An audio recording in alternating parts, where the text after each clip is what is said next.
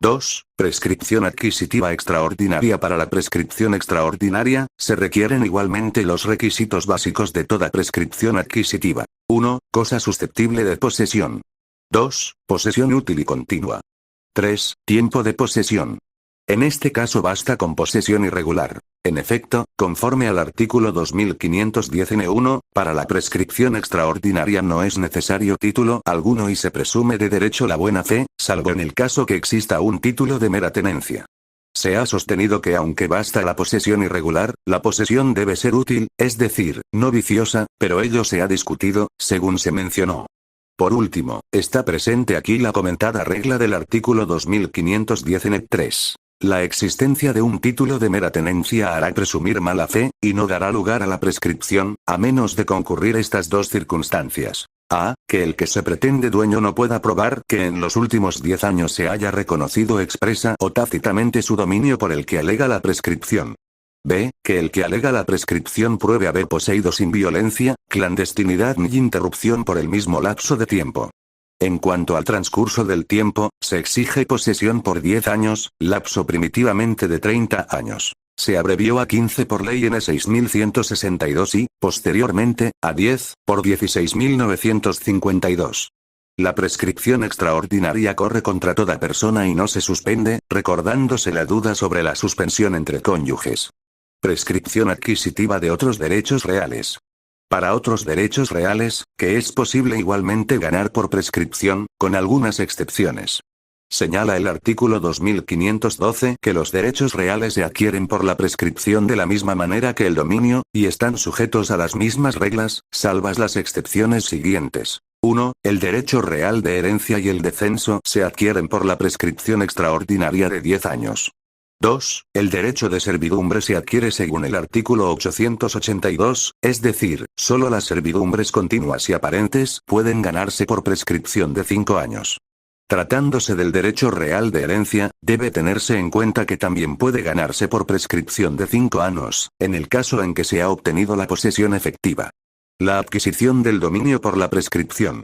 Como se ha dicho, por la prescripción adquisitiva se adquiere el dominio y otros derechos reales. Esta adquisición opera, no desde que se cumple el plazo necesario, sino retroactivamente, desde que se inició la posesión.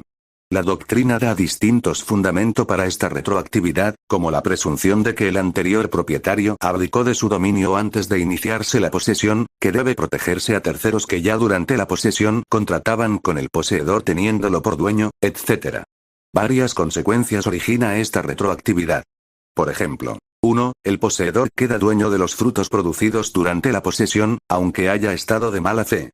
2. Quedan firmes los gravámenes o cargas que haya constituido en ese tiempo. 3. Estrictamente, le han de ser inoponibles los que haya constituido el propietario en la misma época. Efecto liberatorio de la prescripción adquisitiva.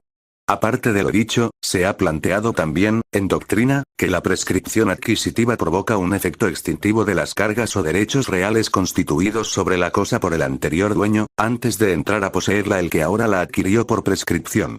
Al poseer la cosa se ha sostenido, poseía asimismo esos derechos reales, de modo que al adquirirla, los adquirió también y, simultáneamente con la adquisición, quedaron extinguidos, porque esos derechos reales solo se conciben en cosa ajena. Aquí se extinguieron por confundirse, con el dominio, en un solo titular.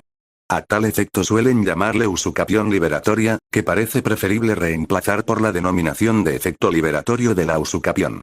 La sentencia que declara la prescripción adquisitiva. Se atribuye a la sentencia que declara la prescripción adquisitiva la calidad de requisito de eficacia, sobre todo por lo dispuesto en el artículo 2513. La sentencia judicial que declara una prescripción hará las veces de escritura pública para la propiedad de los bienes raíces o de derechos reales constituidos en ellos, pero no valdrá contra terceros sin la competente inscripción. En contrario, se ha sostenido que basta con que se cumplan las exigencias para que la prescripción produzca sus efectos, y así, si después de ello se celebran actos de dueño, serán ellos eficaces. Pero puede replicarse que esa validez y eficacia la tendrán siempre que, al objetarse, un fallo posterior declare la prescripción, fallo que al operar retroactivamente justifica esa validez y la eficacia de aquellos actos, y si les adverso, quedarán sin efecto. La sentencia debe inscribirse.